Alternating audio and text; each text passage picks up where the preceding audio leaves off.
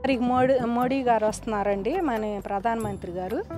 మరి వాళ్ళు ఆయన వస్తున్నారని చెప్పి ఆ సభను జయప్రదం చేయాలి, ఇది మాది అని చెప్పేసి అమరావతి రైతులు మన సభ మనం అందరం మనది అని చెప్పేసి మేము ఇల్లు తిరిగి బొట్టు పెట్టి, అట్లాగే ఉద్యోగస్తులు కూడా సిఆర్డీ గారి తరపున పంపించారు కార్డులు అయ్యి అందరికి ఇవ్వమని చెప్పి. అట్లా ఇల్లు తిరిగి బొట్టు పెట్టి ఏ ఇల్లు మిస్ కాకుండా అన్ని ఊళ్ళల్లో కూడా ఇట్లాగే మేము అమరావతికి భూములు ఇచ్చిన రైతులందరం కూడా ముందెత్తు నుండి ఆయన గారికి మంచి ఆహ్వానం పలకాలని ఈ రకంగా అయితే బొట్లు పెట్టి అందరిని ఆహ్వానిస్తున్నామండి.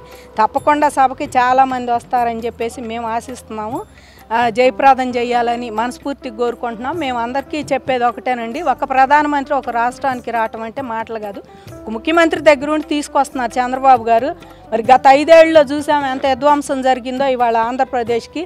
అలాంటి ఆంధ్రప్రదేశ్ మరి ముఖ చిత్రాన్ని మారుస్తారా మోడీ గారు అని మేమైతే ఆశిస్తున్నామండి. ఇప్పుడు 15,000 కోట్లు అయితే మనకి పూచీకత్తుగా ఉండి ఇప్పించడానికి ముందుకొచ్చారు.